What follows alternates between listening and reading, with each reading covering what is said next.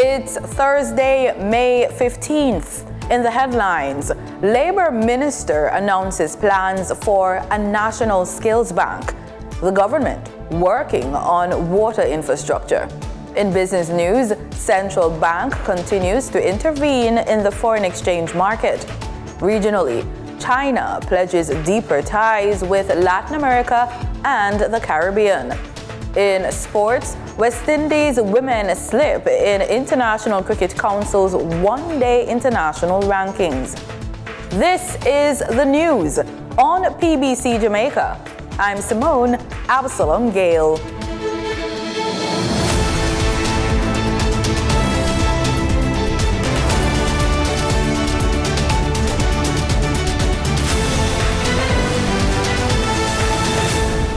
A national skills bank is being established to address labor shortages and optimizing the distribution of skills across the workforce.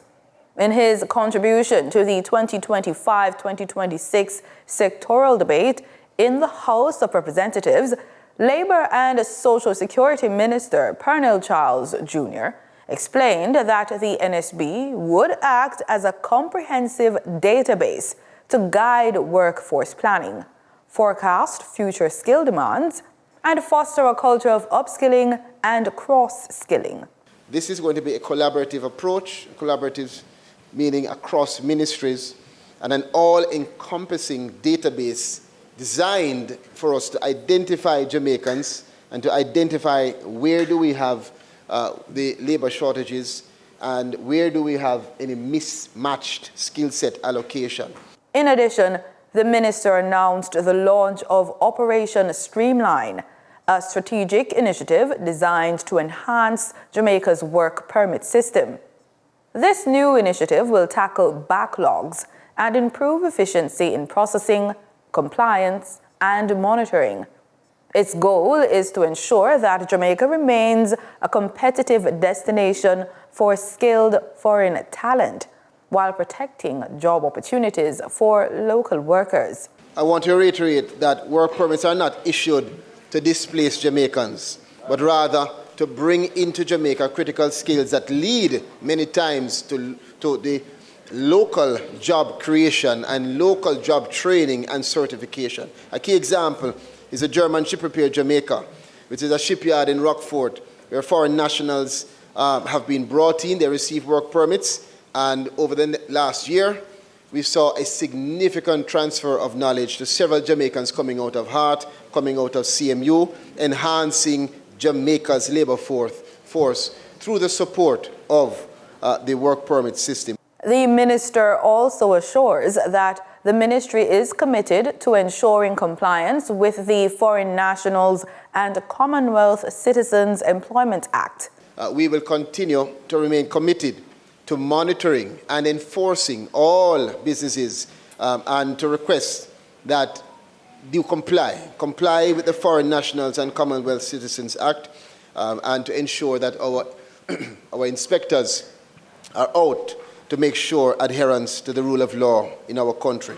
He says under Operation Streamline, a fully digitized application system will be rolled out during the current fiscal year. This will see us eliminating a lot of the concerns and reducing paperwork and improving the turnaround time for processing with clear service standards. The modernization of this system is ongoing.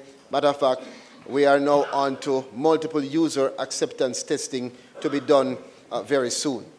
The government is digging deep, literally and financially, as it moves to fix decades-old water and sewage systems across the country.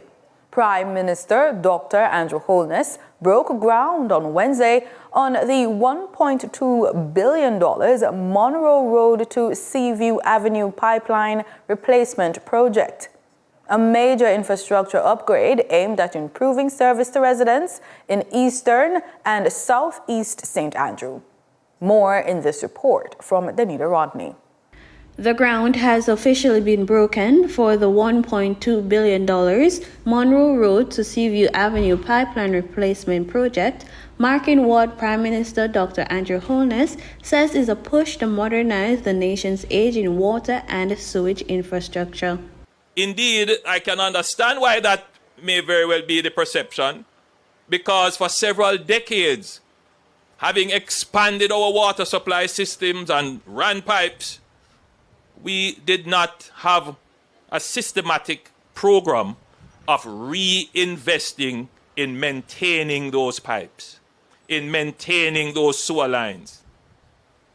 And what has happened over many decades is that the infrastructure has aged.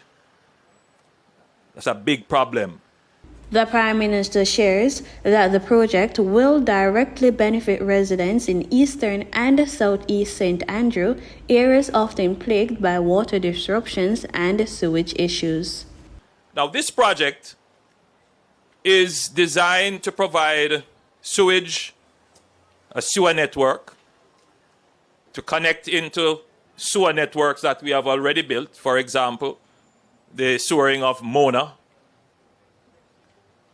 and Seaview and Retreat, 6.6 kilometers of sewer network, which will dramatically improve sewage collection in probably some of the most valuable real estate in Kingston.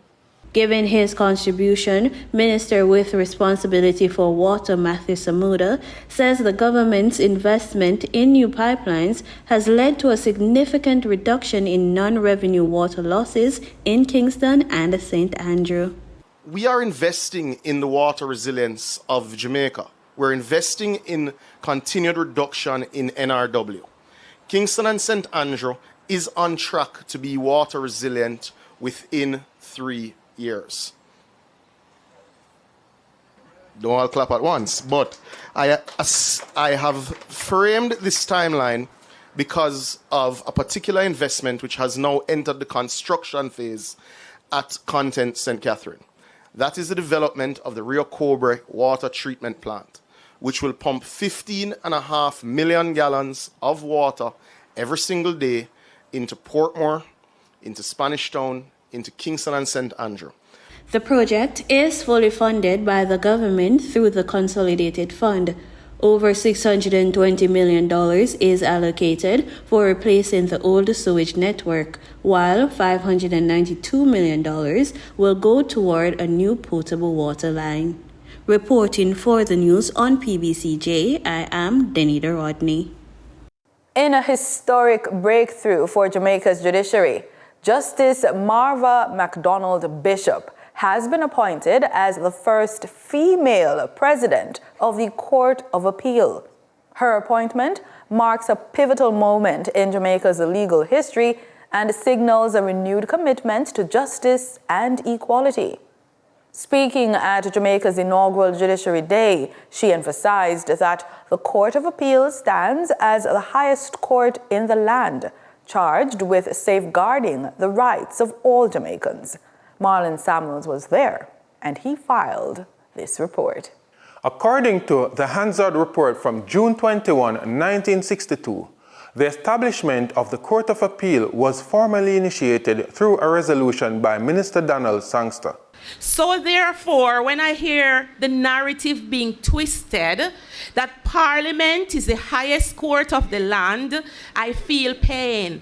Because Mr. Donald Sangster, a member, he was the Minister of Finance, let me find the paper not to misquote him, and he declared then that the Court of Appeal was being established as the highest court of the land. It didn't say for appeals. It is the highest court within the borders of Jamaica. The President of the Court of Appeal holds a comparable role to that of the Chief Justice, overseeing the administration of justice at the highest level. They say the President should get the same pay as the Chief Justice because the President, they say, sits in the highest court of the land, and it goes with the stature of the Court of Appeal. since maybe 24, President Spey is not the same as the Chief Justice, but I am delving into the archives to see if there's justification for that. But I'm not showing any words. I admire the work done by the Chief Justice, and I think he deserves a higher pay. But I'm just showing you this to say the Court of Appeal was formed according to Mr. Donald Sangster when he moved that resolution in 1962 before the Constitution. He said, we need an independent court with persons of the highest qualification and experience to ensure the preservation of the rights of our people, which will be enshrined in the new constitution that the draft constitution. It means that we were selected to be the protectors of the Bill of Rights as it then was. As the Court of Appeal continues to serve as the guardian of the rule of law, it remains committed to ensuring equal rights and justice for all Jamaicans. For the news on PBCJ, I am Marlon Samuels. The dental auxiliary staff under the Southeast Regional Health Authority took time out to clean up the licensed beach in St. Thomas recently. The project was aimed at promoting a healthy environment for healthy smiles. Regional Dental Auxiliary Coordinator for SERA, Sharon Hedman, says the dental nurses and other related staff supported the venture as part of Dental Auxiliary Staff Week. I'm telling you, if you had seen what it was when we got here and how it looks now, the ladies are doing a great job of cleaning up the garbage, waiting for the truck to come and remove them. She says the National Environment and Planning Agency gave the group guidelines on how to carry out the cleanup. They were very, very helpful. They gave us all the guidelines as to how we pick up the garbage, how we fill the bags, and we have to weigh them and make note of them. Ms. Hedman is urging Jamaicans to keep the environment clean. They are using the beach, but they are not taking care. And we want to just encourage us, because all of us have a duty to make our environment friendly. And if we make our environment friendly, then we, in our bodies and systems, will be, very healthy. And so as health professionals, we are asking the citizens of this lovely place in St. Thomas to take care of it.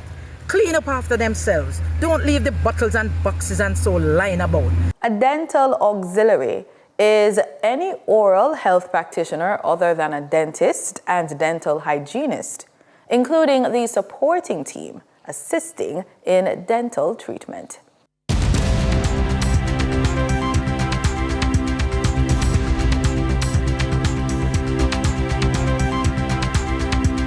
In the business report, intervening in the local foreign market to stabilize the Jamaican dollar against the benchmark US dollar, Central Bank has offered 2 new investment options to soak up excess Jamaican dollars. The Bank of Jamaica says it received 47 bids valued at $77 million for the $30 million it pumped into the foreign exchange market on Tuesday, in order to stabilize the dollar and contain inflation. Following that, the Bank of Jamaica says it will be seeking to take another 15 billion Jamaican dollars out of circulation to help stabilize the exchange rate and contain inflation. The Trinidad and Tobago Manufacturers Association on Monday launched its trade mission to Jamaica with a seminar titled Doing Business with Jamaica. The mission included representatives from 22 companies across a wide range of sectors. Representatives from Trinidad and Tobago say the mission aims to strengthen regional trade ties, create export opportunities, and foster long-term partnerships between Trinidad and Tobago and Jamaica. Energy distributor West Indies Petroleum Limited announced the addition of Carl Townsend to the WIP Terminal Board of Directors. Mr. Townsend, who currently serves as Chief Country Officer for Jamaica in the Group Capital Markets Unit at JMMB Group Limited. In addition to his new role at WIP Terminal, he also serves as a director of G West Corporation Limited and Image Plus Consultants Limited, both listed on the Jamaica Stock Exchange. West Indies Petroleum recently reorganized its business operations. WIP Terminal manages the company's storage infrastructure, approximately 750,000 barrels of capacity across facilities in Port Escovel and Ocho Rios. WIP Energy currently distributes products to approximately 80% of Jamaica's independent gas stations. Time now for a look at the market highlights and foreign exchange updates with Denise Williams. For the trading period ending May 14, 2025, these were the most actively traded stocks. Online education provider One-on-One Educational Services Limited with 12,019,941 units traded, representing 36.73% of market sales volume. Toll road operator Trans Jamaica Highway Limited with 6,320,270 units traded, representing 18.69% of market sales volume.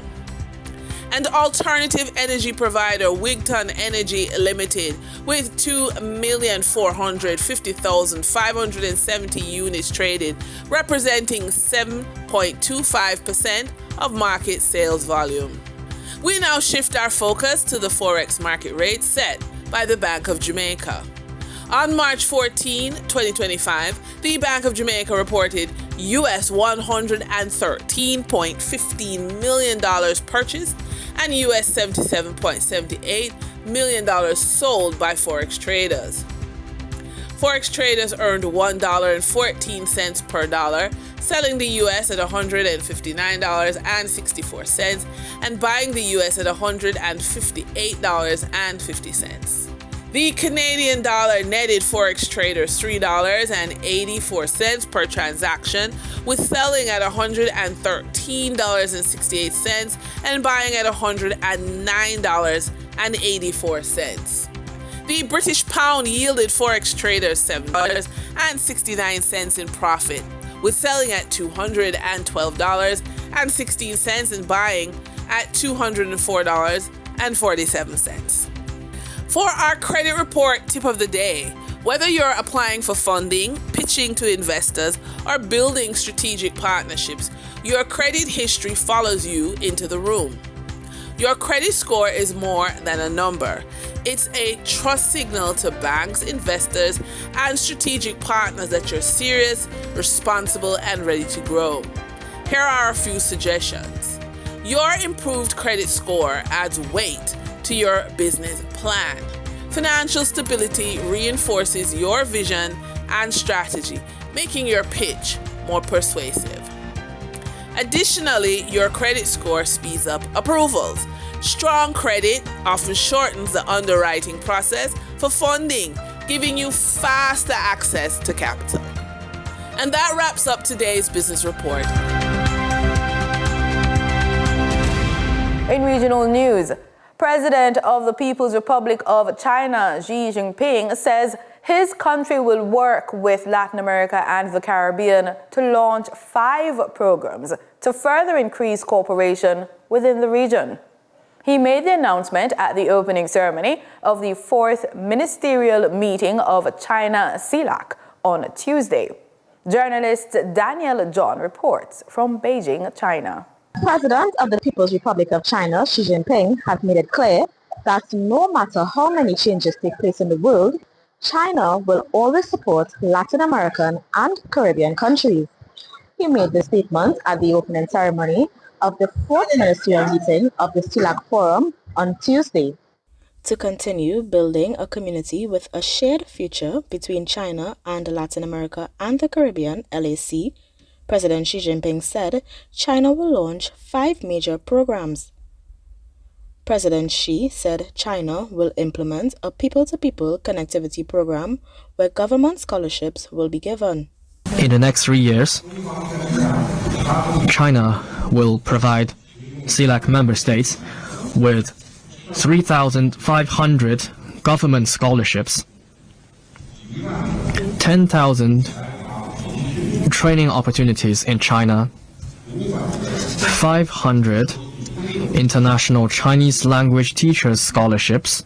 Another is the Solidarity Program, where over the next 3 years, China will invite 300 political officials from CELAC member states to visit China each year. China will work with CELAC countries to support each other on issues bearing on our respective core interests and major concerns. We must enhance exchanges in all fields and strengthen communication and coordination on major international and regional issues. Through the development program, China will provide a 66 billion yuan, the equivalent to 9 billion US or 62 billion TT dollars credit line to support LAC's development.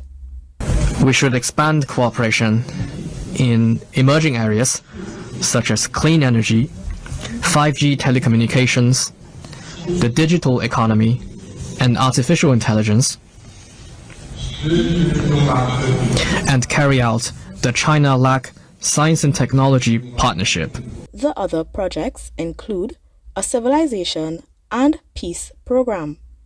Addressing the opening of the first Forest and Climate Leadership Partnerships meeting in Guyana, President Dr. Ifran Ali issued a clarion call for global climate actors to translate promises into practical financing that supports both development and conservation. Speaking as co-chair of the 32-member coalition formed in 2022 and representing nations with significant forest cover, President Ali emphasized that economic growth and environmental stewardship can and must go hand in hand. And when we look at the policy frame of the world and the priorities of the world today, we are seeing climate, the environment, forests, much less biodiversity, being pushed further and further down the agenda, down the priority listing of what the world is looking at. And this is frightening. That is why I want to compliment all of you in this room today for the work that you are doing in ensuring that we fight back at such a rapid pace that we do not allow the attention on these critical issues to be lost or minimized. We have a duty and responsibility, especially to those before us who would have done groundbreaking work to get us to where we are. For centuries, development models placed little value on standing forests. Cleared land was seen as more valuable for agriculture, mining, or infrastructure. This model of land use supported the development of most of today's advanced economies and has been entrenched in development for even longer than the world's reliance on fossil fuels. Changing that model is urgent. But it is also profoundly difficult to create a development model where forests are worth more alive than dead. Our message is simple. Prosperity and forest protection are not mutually exclusive.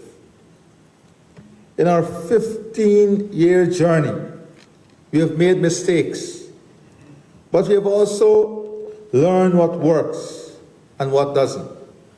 In sports, we begin with cricket. The West Indies women's team has slipped to 9th place in the International Cricket Council Women's ODI rankings, according to the latest annual update published on Wednesday. The Caribbean side, previously ranked 7th, now sits behind Bangladesh and Pakistan after losing 10 rating points. Hosts England will have Harry Brook at the helm of the upcoming West Indies white ball series. Sharif Sargent reports. The West Indies' decline in the women's ODI rankings comes as the ICC revised its formula, removing results from matches played between October 2021 and April 2022. Performances from the 2022 ICC Women's Cricket World Cup, where the West Indies had advanced to the semi-finals, have been excluded, significantly affecting their overall standing. South Africa, another semi-finalist in that tournament, also saw a drop due to the same revision. Despite this setback, the upcoming series against England offers the West Indies a vital chance to turn things around. The team will be eager to post strong performances and re-establish themselves among the top-ranked sides in women's cricket. At the top of the table, Australia remained the benchmark with 167 points. However, their margin over second-placed England has narrowed slightly, from 44 to 40 points, due to the changes in how results are weighted. The new system gives 50% value to matches played from May 2022 to April 2024, and full value to matches beyond that, mirroring the men's format. Australia's recent dominance includes clean sweeps against India, Bangladesh and England, in addition to convincing victories over South Africa, New Zealand and the West Indies, all contributing to their maintained lead. England, with 127 points, have been making gains through consistent home series wins over Pakistan, Sri Lanka and New Zealand, along with competitive away results against Ireland and South Africa. India continued to hold third position, now just 6 points behind England. The climb has been bolstered by comprehensive wins over Ireland, the West Indies and South Africa, plus a 2-1 edge over New Zealand. South Africa, though still ranked 5th, lost significant ground after dropping 9 points. Meanwhile, the United States have been removed from the rankings following the loss of their ODI status.